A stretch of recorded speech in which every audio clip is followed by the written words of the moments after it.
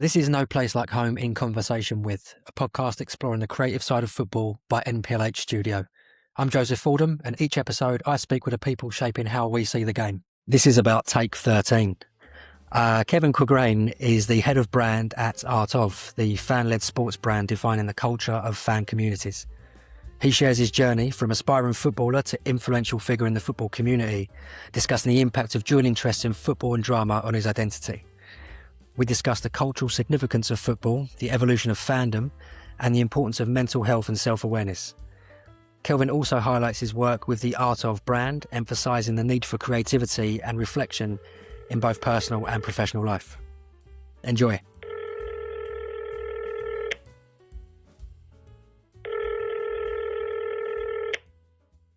Kelvyn, how you doing, mate? Good, thank you. How are you? Yeah, really good, really good. Thanks for sparing some time today. Really appreciate it, mate. I know you've got a ton on by the looks of it. Yeah. Lots going on, but that's absolutely fine. How's everything been? Yeah, good, mate. Good. I just picked this show back up a couple of weeks ago after a bit of a break over Christmas. My legs don't quite kind of carry me as far as I used to. I'm into my 40s now, and I've got twin boys, so I need these breaks. Oh, okay. Yeah. I can't keep churning out the conversations, you know. No, I hear it. That's good. Where are you now? Are you at Art of's HQ?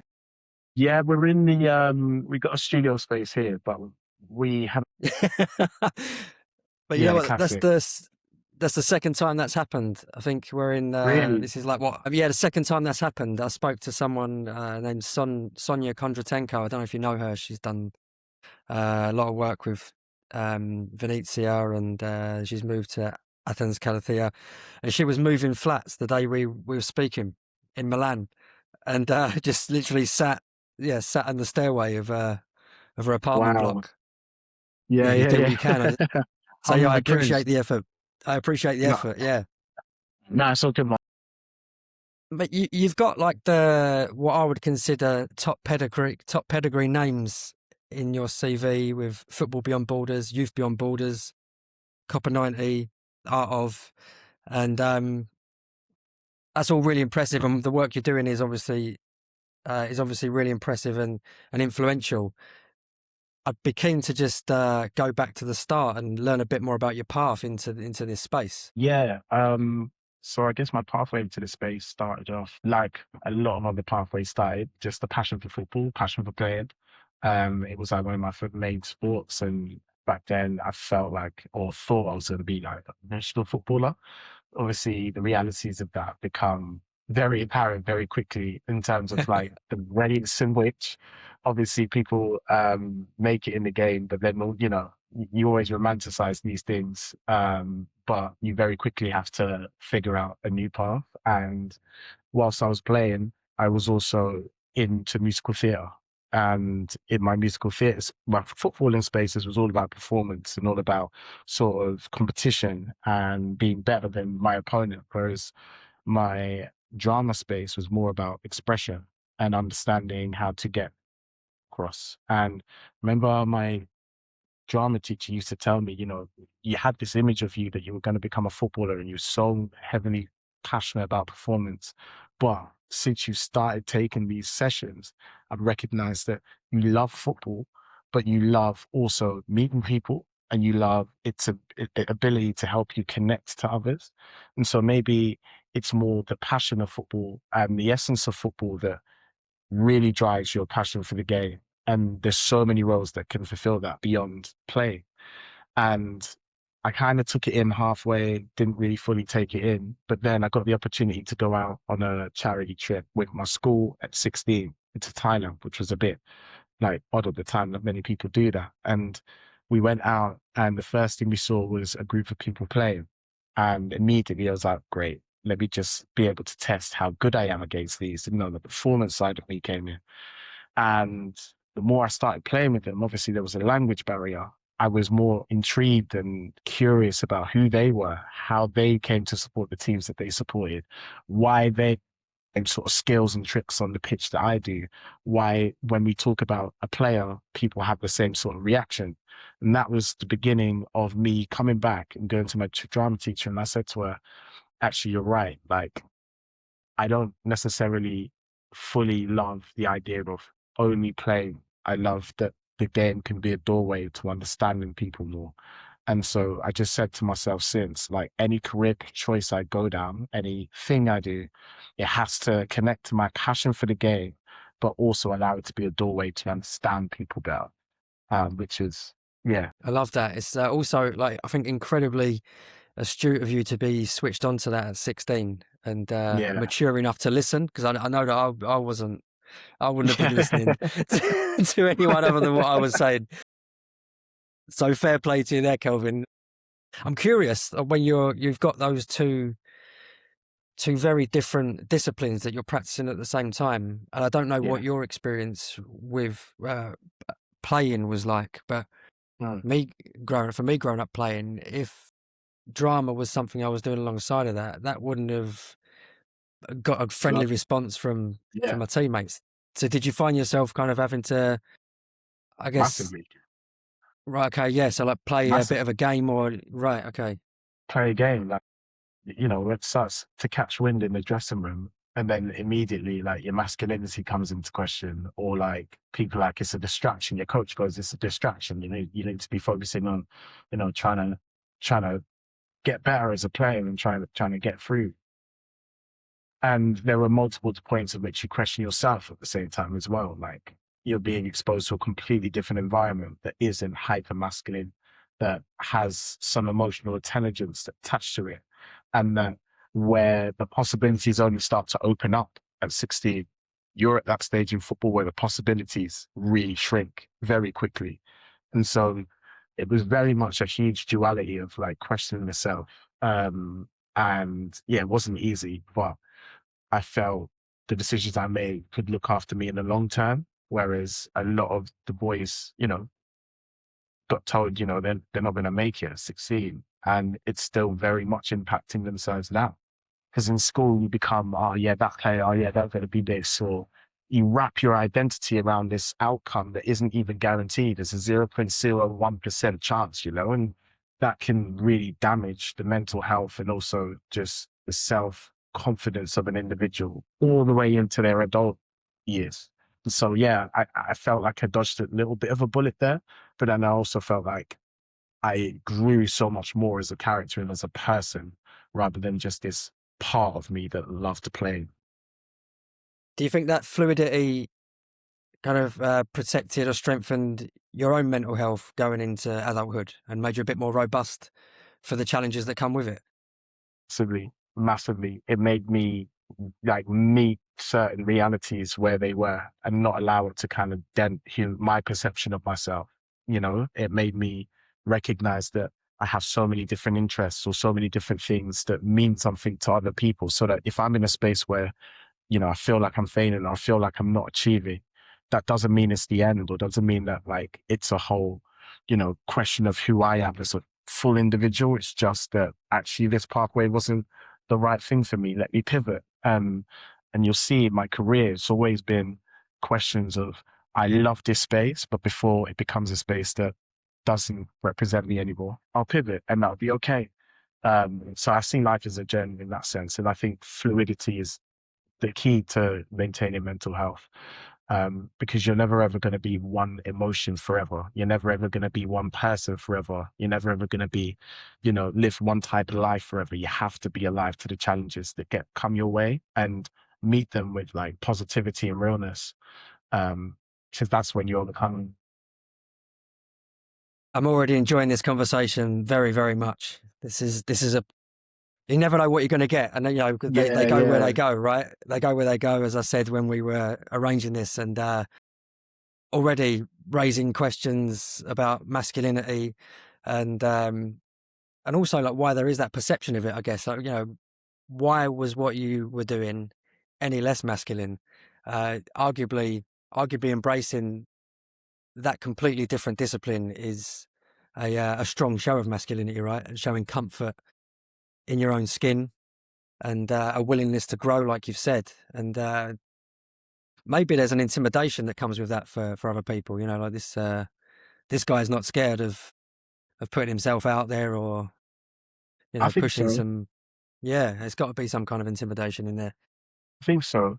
And I think it's also when you then look at it from a football perspective, I feel like, like somebody that's like married to the game as a whole, not the weekend's result, right? You've got different types of fandom that almost become manifestations of those very types of masculinity that we're talking about before, right? The tribalist fans that, care, go in for the game, they're super loyal. It's all about the results. It's all about then the debate on the WhatsApp thread or the Arsenal fan TV arguments, that blow up, right? They see the world in binaries and they want to protect that immediate world because it's the world that they recognize themselves within. Whereas then you've got like people that really tie that and align themselves to the culture of the game. They're the ones that understand that their worldview of football isn't the same as the others, but what ties them together is the passion. They care more about storylines that, infiltrate all aspects of football, whether it's Messi's final, you know, tournament in the summer, or whether it's, Haiti getting in for their first ever World Cup, um, debut, or it's the Lionesses winning back-to-back major tournaments. Like they are connected to the game that means a lot to different people. And it isn't something that they necessarily prescribe, but it's something that they are fluid to, you know, allow it to change their perception of the game. Whilst I'm saying both of those can exist and neither of those are wrong, my journey into the game probably allowed me to understand football as a cultural phenomenon a lot better and prepare me for the career that I had in and around the game, I always say to my friends now, like, I'm less enticed or enriched by what goes on in the 90 minutes anymore. I'm more sort of so interested and curious about everything that goes on around it. Like the idea that someone could be wearing a Messi shirt in a random field in Mongolia, or, that the Copa Libertadores is this incredible tournament where everybody kind of completely throws their lives to these two teams. I'm so interested in the stories that like just sit around the game. And I think that stemmed from, my journey. Mate, that's so relatable. A lot of that is really relatable, and I have this. I couldn't put a year on it, but it would have been in my 20s, and so I'm a West Ham fan, and Yeah, I say that with like an increasing looseness, I guess. That is my team. It's my family team, and all that kind of thing. But the way I absorb the game and enjoy it has changed a lot over the past 10 years, I would say, especially since I've been doing NPLH. And yeah, there was a dad with his young son there, and I remember just kind of looking at that dynamic and thinking, "Well, what experience is that kid having here? Is it his first game? I don't think I've seen him before. What does he make of it? Is it what he thought it would be?" And all, that's kind of an early, I guess, indicator for me that the pitch wasn't where it was all at for me either. A lot of it now is art, through photography as a medium. I enjoy the game through the photography. The guys at Football Case Study would be a great example of a way I enjoy absorbing the game and learning about the world and different cultures. It's like football's the vehicle, or the conduit rather, in to bigger lessons outside of, XG and possession and all this kind of stuff. So yeah, a lot of what you're saying is completely relatable, and I think there's just a lot more of that kind of thing available now for people like ourselves to enjoy the game in a much more like rounded and expansive way. 100%, man. And, think back to the player that you were then, 14, 15, 16. And like, if that player could see you taking up those sorts of interests now, what that would mean to them, and what that would mean about what they have within them and the types of expression they have to like share their passion for the game.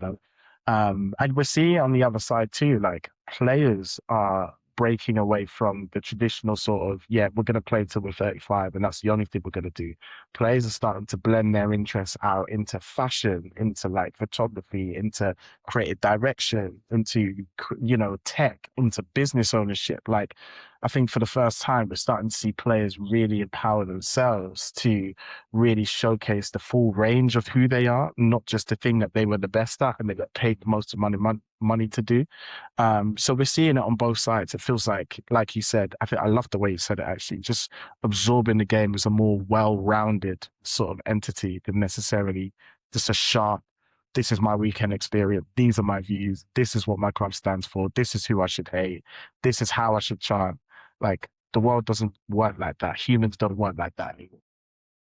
Yeah, there's probably, I mean, not in such black and white terms, but I'd say that those attitudes and outlooks that you just mentioned there, you could probably attribute for the most part to an older aged demographic, right? Who would be less accepting of players having these interests and enterprises outside of the game, stick to football and all this kind of thing. But a younger audience that is coming into the game in a different way and is, absorbing more football on the social media than they maybe would in real life at a ground. They see it differently, and they just accept. Well, younger people do anyway, because you're kind of less entrenched in your views at that point, and the more you can take in at that point, the better for you going forward as an adult, right? You don't want to, the less you take in at that point, you've probably got some problems coming further down the line, But yeah, like this kind of modern approach from players, or this freedom, not really approach, it's like, I guess it must be quite liberating for players to have the like the scope to explore these things. I imagine it is more accepted by a younger fan base, and it's only a good thing, I guess, because it's just going to inspire these younger fans to follow suit and, open their eyes to more things than just football, even though football is what's bringing them to the athlete, right? Yeah, 100%. And it also just inspires them to see themselves as, able to build careers beyond the game that sit in creative industries, so that then, once they get to that retirement age, they're not just stuck with the question, well, who am I now? Like, a lot of Yeah. players in the previous generation struggled with that. Like, the idea that, oh, I'm not the guy that you're just going to see every weekend playing for this team anymore. What do I do with all of this money and all of these other talents that I've never nurtured? So like, it's really important for players now to be able to see the wider business opportunities outside of the game and embrace them in a way that doesn't distract from, obviously, the playing on the weekend, because that's important, but more allow them to feed into cultural and creative communities that bring the game forward. Yeah, across the men and the women's game, we're starting to see that a lot, which is, I guess, why entities like Art Off exist, right? It's like, for us, we're just a group of fans that, share a perspective that sport and the culture of sport is an art form, and actually that you can turn that art form into wearable products that people then use to express part of themselves. And that, for us, from our beginnings in Nottingham, was always the goal. It was to give people a new way to showcase that they love their team, and it can be subtle, but it will be fashionable. And it's just been, an incredible journey so far.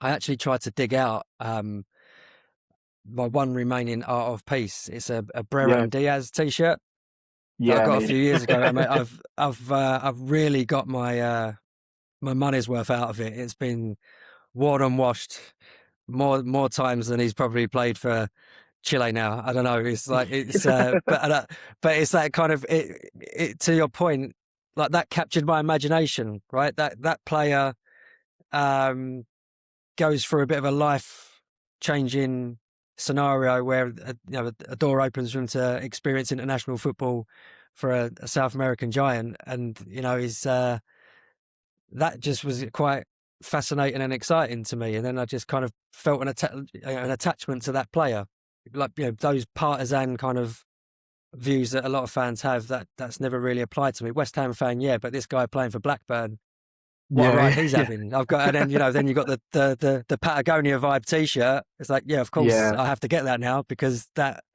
also says something about me that I want people to see. Yeah, I mean, I wore it to death. I wore it to death. I should actually get on the site and see if there's anything else I Hey, can dig out. Yeah, we'll look after you. But like, it's or maybe a exactly that. reprint of Brereton Diaz if you've got any. If you've got the template still. We'll have to dig that one out.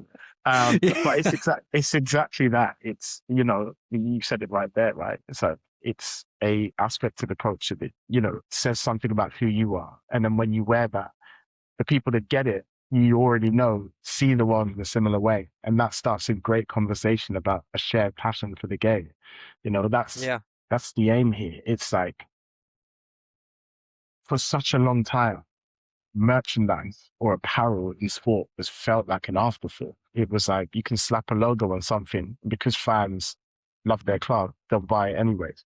So what companies would do is they drive quality down and they would just mass produce so that then it's very financially great for them, but it lowers and cheapens the quality of what's available in the club store. So we were just like, well, why don't we just come together and design all the things that make us love the game, give it the quality it deserves, and place it in a format where people can actually feel like I can wear this every day without having to scream and shout at a West Ham fan, or scream and shout at a Blackburn fan, or a Bournemouth fan. I can just wear this, and those that get it might come up to me and go, "Where'd you get that shirt?" Or, "Oh my God, that moment!" And immediately it sparks a conversation. I think that's Yeah. how the brand kind of grew in its early phases, and how we've allowed ourselves to stand the test of time. And I like what you said there around you've worn it to death, was because when you care about something, it becomes worn in and not worn out.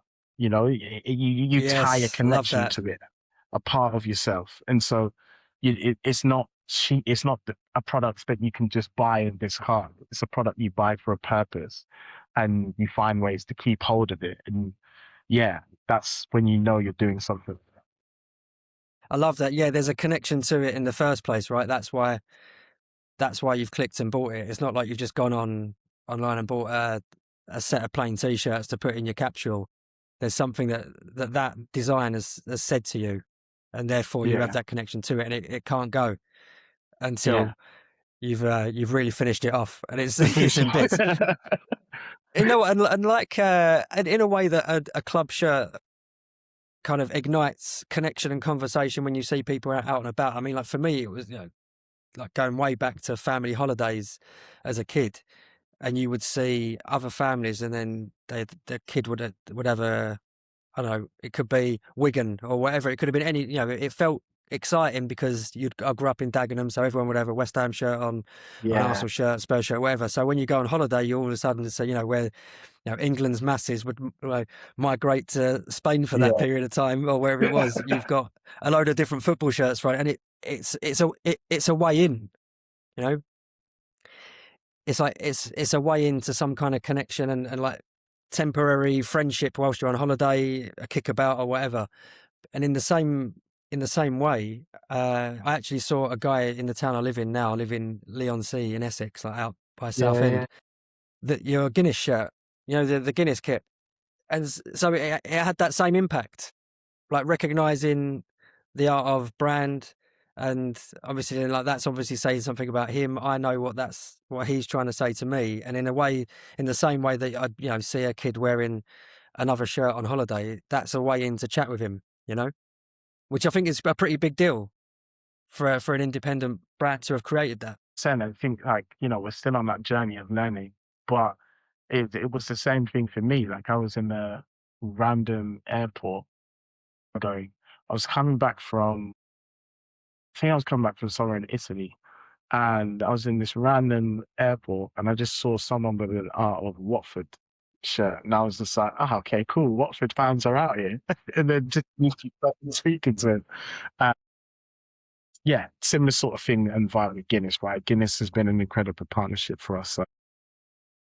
The first sort of huge partner where we really saw mass take up of our designs. That first jersey was beautiful, born out of just a love for Guinness's connection to sport and the fact that it's always been there, and the perception that Guinness's roots has only really been in sports like rugby, whereas like for as long as I can remember, Guinness's has been drunk by fans in football just quietly. And so their step into sport, into football has just been so seamless. But that shirt was meant to be a celebration of all the little elements that, allow Guinness to become a part of the match day ritual, a ritual that people, care so much about, and that creates belonging and that creates connection and that feels like escape. Yeah, see, once we released it, it was just, yeah, it was an incredible reaction and response. How does that feel as in your position as head of brand when something like that lands? Yeah, feels mad. Feels really, really mad. It feels like, okay, cool, you're onto something right here. And that you're part of a wider, incredibly creative team that is changing the way people see these types of products. And, you know, a brand that was considered kind of just a merch brand, then showing up on things like British GQ or showing up on things like gift guides or articles. It's really kind of showing the world of fashion and sport is changing, and that there is the brands that kind of benefit by parachuting in and doing collections because they see the culture of sport means so much to people, and the brands that have almost been built from the culture of football, and are growing and rising to the top quite simply, like, Versus and other cultural outlets that are also having these sort of events. So yeah, it feels great, but it also feels like, okay, we've got a lot more to do to keep growing. Yeah. Yeah, it's a pretty big undertaking, and I don't know if I've understood this correctly, but like you also still have involvement with Football Beyond Borders and uh, an open-ended kind of like freelance involvement with Copper 90 as well. So with FBB, we just sat on the board. So when I left, I just came onto the board just to help strategically guide sort of some of the decision making from my Right. Okay. Yeah. experience. So that's my relationship there. And then with Copper, yeah, I just freelance present. So I'll do like storytelling pieces here and there just because it sharpens my brain when I come back into my head of brand role, and it allows me to be exposed to different communities around the world that like play the game. And so that's kind of how I look at it. And Yeah. then, yeah, the main thing is the head of brand. Nice. Yeah, I like that kind of the way you described that, keeping yourself like sharpening yourself up, basically. Just it's maybe important to remind yourself what else is going on, right? Yeah. Rather than kind of not being able to see the wood for the trees, so to speak. Rewinding slightly then to your time with FBB, I mean, like we had Salon. I mean, So long. maybe like 5 years ago now. There was like a short-lived version of this podcast during lockdown, and Charlotte Duke spoke with Salon about her work there, and yeah, I'd be really keen to. And it's a foundation that or an organisation rather that has been like on my radar for quite a few years, and I've had Jasper in the magazine, and it's the work that you guys did there is God's work, so to speak. I'd be really interested to hear about your route into it and how it impacted you during your time there. Yeah, FBB. Been quite a while now, actually. I first got to meet the guys probably about the age of about 17, 18. They were fresh out of SOAS uni. It was very much like an expanded sort of society. And the idea at the time was that it was an education charity trying to, I guess, combat or look at school exclusions. And their theory of change was that the issue isn't the young person necessarily. Yes, there are certain factors that go into affecting a young person's behavior in school, but the issue is the environment isn't geared for certain young people to succeed. And so how do you build a curriculum based on their passion for the game to re-engage and connect them to school through relatable role models? And that model basically allowed them to grow quite quickly across a number of schools because they were seeing success. And my involvement with them was always just around, well, at the time it was voluntary. And then I went to uni, I studied politics and international relations, and I set up a society, an FBB society, and we did similar work out there in Southampton. We won a couple of awards, which was great. But we came back and they wanted me to take on a sort of content and partnerships role. And it was about how do we position what is a charity into an entity that can access marketing budgets from major brands. And so the theory and thinking behind that was, well, the issue with charity comms is that they always look at young people or their subjects as from a deficit basis. So it's like, these people need this, these people look sad, these people haven't had enough. Whereas what we wanted to do was say, okay, yeah, all of those things exist, but also these young people are incredibly talented. They're incredibly creative. They're incredibly smart, and they're shaping the culture that big brands are trying to buy into. And so if you was to support an education charity that made the aesthetic look great, by funding that program to continue, then you're producing more culturally tapped in young people, and you're allowing them to then, help shape how your brands go forward. Yeah, so we're very much part of the team that like helped them secure sort of the Nike deal, and then from there expand the Nike deal out into JD Sports, built a partnership with Gillette, and like worked with Ian Wright and developed a whole curriculum around masculinity, and then looked at the sort of curriculums around so many different things like, music, race and identity, history of football, and a girls program. And since then, they've just grown and grown and grown. Yeah, incredible stuff. And yeah, I'm sure it would have been one of those experiences when you're part of something like that and making that kind of impact. It can only bring like a degree of self-fulfillment, I imagine. Just want to go back. You said you studied politics and international relations. That seems Yeah, like very heavy for a guy that was, doing drama lessons and is now in like a very creative, within a very creative brand now. Why yeah. the step into the Into incredibly world of heavy, politics. serious stuff? Yeah. Yeah, that's a good question. I think at the time, I understood that, like, a lot of it stemmed from that Thailand trip, to be honest. One of the major things I also couldn't understand was why post-tsunami Thailand had still not had the support it needed to allow them people to be able to like play or develop or grow in from South London. And, in South London, for all the football that you get to play, for all the drama that you get to be a part of, you have such, issues in the community, that were really, really prevalent, and grew up around a set of people that wanted to change a lot of those issues. We have like a Lambeth youth mayor system, or like, local debate clubs. And those, again, like just fed my curiosity about further understanding people.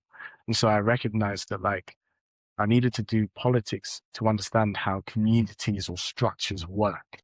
Then I could take that knowledge and apply that into sort of football, and understand then how communities and structures like that, through the lens of football, promote change, which is then how kind of like the FBB stuff started to really make sense. Because realistically, you look at a charity like that, it is politics, right? Like there will be an agenda that X amount of young people are getting excluded, and that there is a need to better those numbers. And so what do? You look at creative solutions to that, and then bring in an education charity that can bring their passion for football in.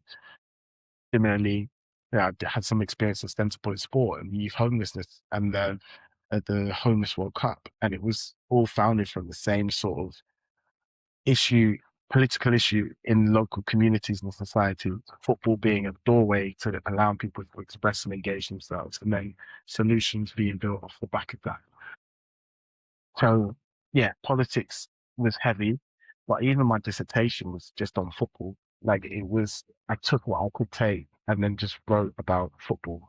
And my course practitioner, when I graduated, he was like, I can tell you're gonna be, devote your life to the industry of football, because you've never wanted to talk about anything to do with politics this whole time, but you got it. You got the essence of what we were trying to say with everything. So yeah, that's why I did it, but it never steered me off the path. And I'm almost envious, I'd say, of how switched on like you would have been at that age in making these decisions. I think like it shows an incredible degree of self-awareness, and I'm curious like if that's like an influence that you've picked up through like parents or caregivers that have kind of had that impact on you? I was maybe given a bit too much leeway when I was a teen, and but could have done with being pointed in the right direction a couple of times. Yeah, yeah, definitely. I think I'm a product of split between my mum and my dad. My dad very into football, under 17s Ghana, for Ghana under 17s, and before I was born, they moved to France because he had managed to get himself like a contract at a club. So he was very like football, football, football. Whereas my mum was very much like, no, they're not going to do football. They're going to do something else. They're like, build out who they are, because for all the good things that football does, it closes you off emotionally. It was very much split between those two spaces that really made me really have to think about, okay, well, which one of those am I going to actually do? Because I was never going to not have football in my life, but I wasn't going to play. And so I think those constant conversations were subconsciously sharpened my mind on what I wanted. You know, I still spent a lot of time as a kid, just being a kid, thinking I haven't got a clue where any of this is going. You know, it's easy to say in hindsight, right? Because I am here, but like in the moment, it was all just a feeling and almost like a North Star. You just have to blind faith. Yeah, luckily it's kind of landing here. But I think the learning in that is that, you know, if you believe in something and you have conviction, irrespective of the fact that you might not know how to get there, because I wasn't equipped with all of that learning, the soft skills or the have the right conversations with people and show curiosity, you will always kind of find your way. And that's something I believe in. Yeah, I love that, and that really resonates. And I can't help but kind of think that you've formed into this hybrid of what your mum wanted for you and what your dad did, and Yeah, you've met her in the middle a little bit. It's like, okay, yeah, I won't play football, but I'll fulfill your expectations and desires for me, uh, yeah, but through the vehicle of football. How yeah, about that? exactly, Yeah. Do we have a exactly, deal? Yeah. exactly that. And you know, my little brother's the younger way. He's fully in the game. He's like, Really? yeah, yeah, he's playing. So like so it was always in our DNA. But I went one way, and I think he was always going to go the other way. Do you play now, like recreationally? Does that Yeah, yeah, scratch an yeah. itch? It scratches an itch. But when I'm like, it scratches an itch, and then I go into it like very, very intensely.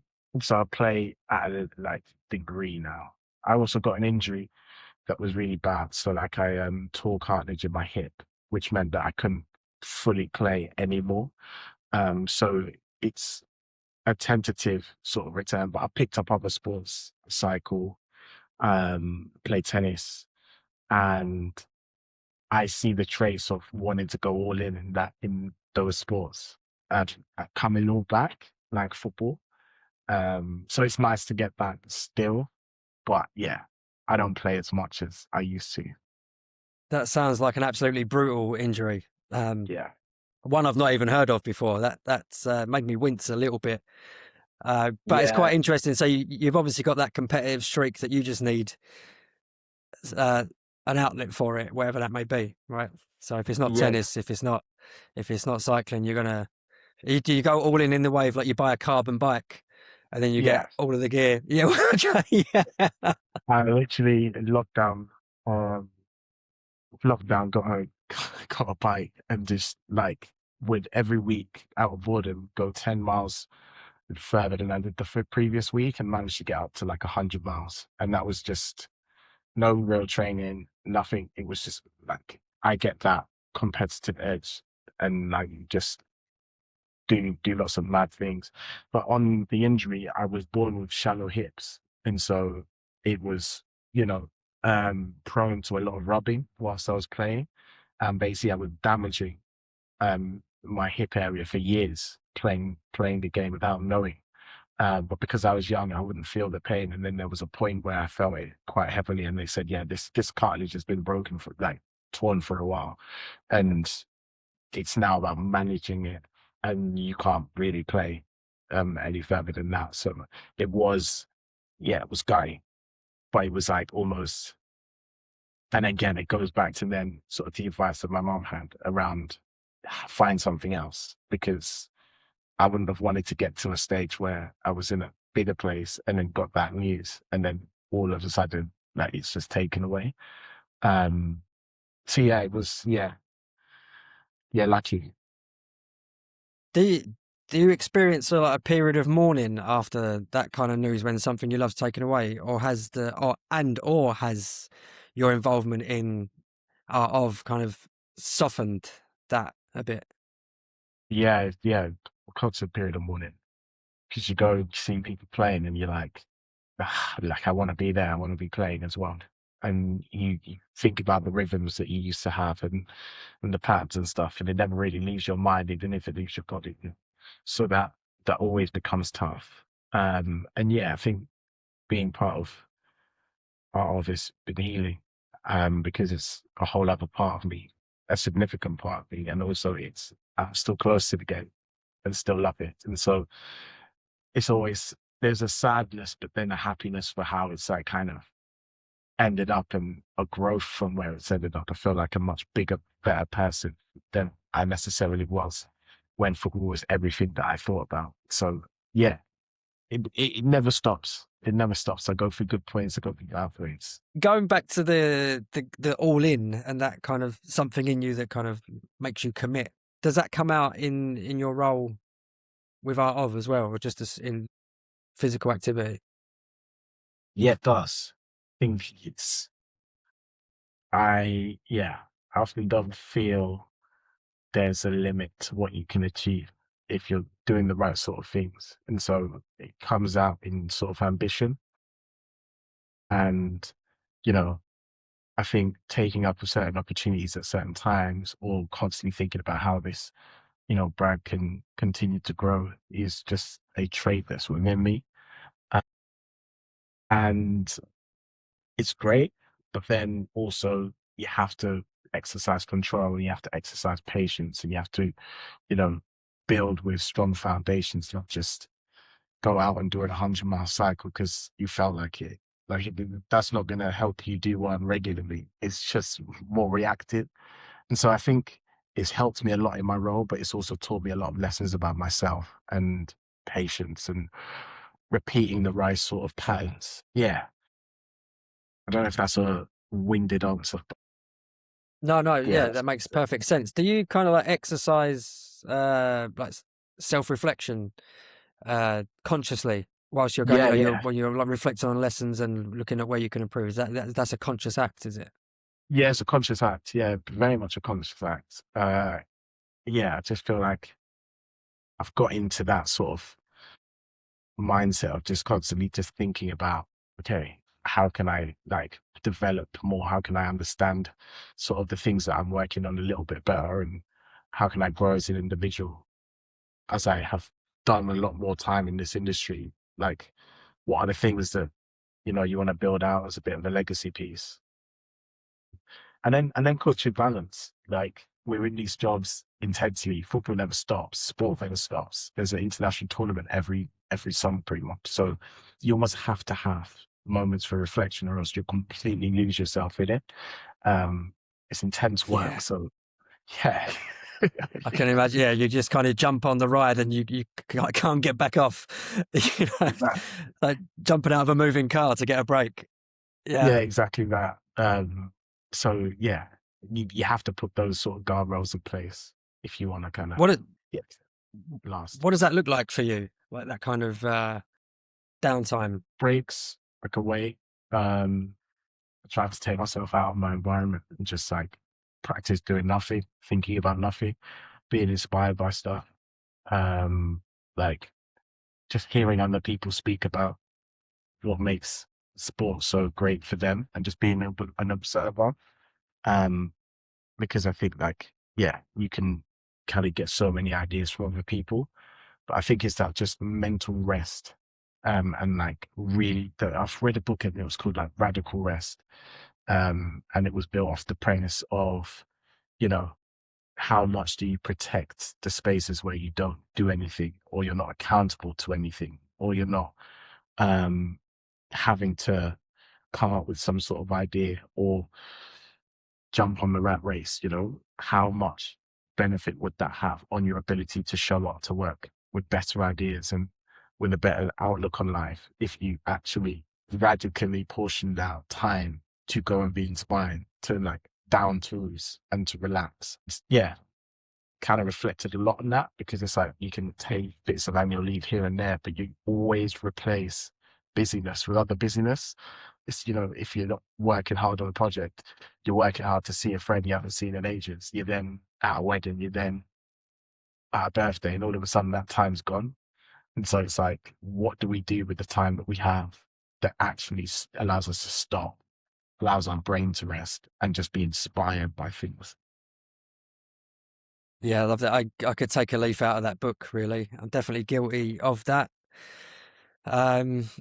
Making the time, but to do something else. Yeah. And it does catch up physically and emotionally. I think you soon find out if you've Yeah. neglected those, like the need for rest.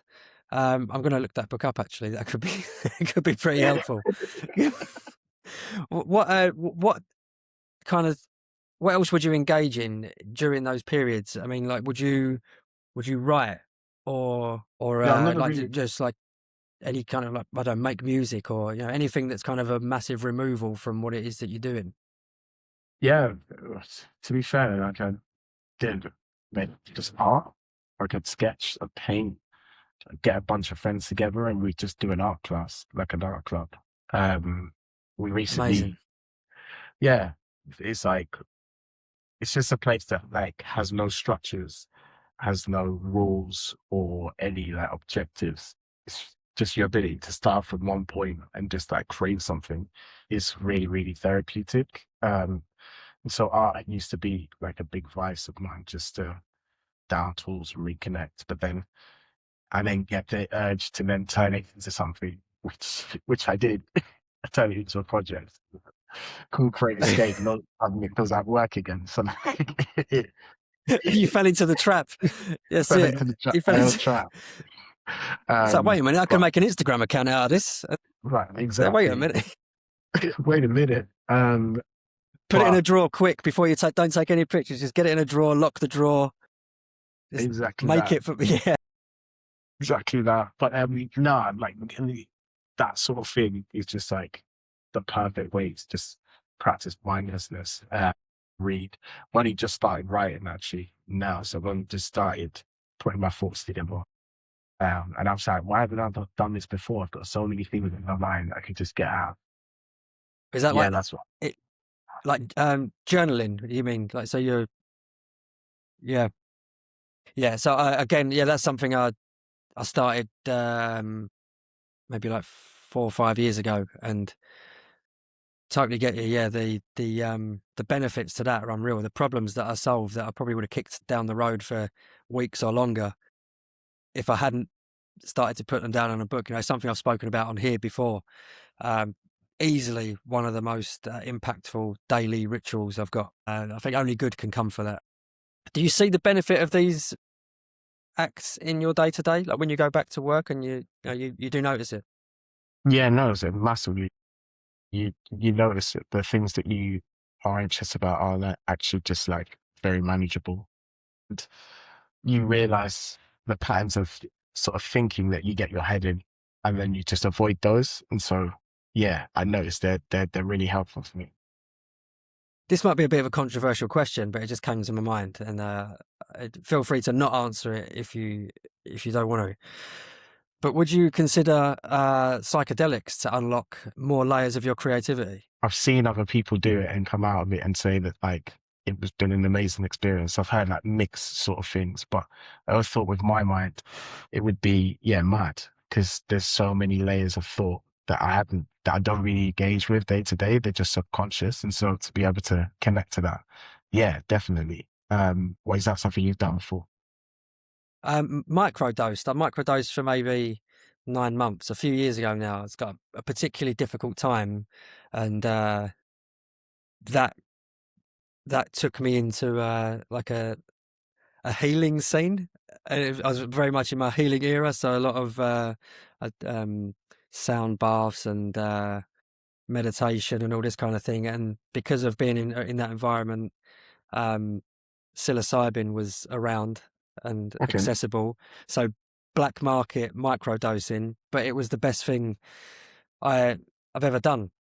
Really? Best way I can describe it is that so you wouldn't know that I was taking them, and I wouldn't even know unless something happened that my response would be different, for example. So usually I would find that interaction very stressful and close up, as one example, but you react a bit differently because you can put a bit of space between you and what's going on without you even really notice it, and you grow new neural pathways. You start to think differently, and best way for me to describe it, it was just like it filed my mind very neatly into stacks of piles of paper, so to speak. Rather than it just being a messy desk full of all sorts of stuff, it was just like I just felt clarity, and with the clarity came, I guess, like the opportunity to grab at ideas a bit more freely. But in terms of taking larger doses and going on a full-on trip, no. And now with 2 kids, I probably won't. Although I probably need to more than ever now that I've got them. But I think I'd probably feel pretty crappy about myself if I did. Yeah. They're shamans. Yeah. It's a different But mate, if you space. ever do it, I'd recommend putting if you ever went on Yeah. a journey, so to speak, keep a notebook close by, because you'll probably come out with all sorts of of ideas. Mind like this. Given the career you've got and the way your mind works, yeah, you'll probably unlock a lot of stuff. There's transcendental meditation is meant to be a good practice for that as well. David Lynch, have you ever read? Yeah. I've not read it. I listened to it, Catching the Big Fish, and he has like a book explaining ideas and how they kind of they sit in basically like an ocean, and the big ones are really deep Yeah. down. So you have to go within, and that's why he would kind of sing the praises of transcendental meditation. Maybe another thing you can dip To into. look into. Yeah, Yeah, definitely. yeah, yeah. I'll have a look Mate, I'm into aware that. of time. And you being pretty full on with Art of. So I'll let you crack on and get out of the hallway and into an office and probably warm up. Yeah, it's probably pretty chilly out there as well. But I really appreciate the time today. It's been a really enlightening conversation for me. Yeah, no worries at all. And thank you again. And yeah, definitely let's speak more for sure. Mate, that'd be great. Yeah, thank you, mate. Appreciate it. Take care. Take care.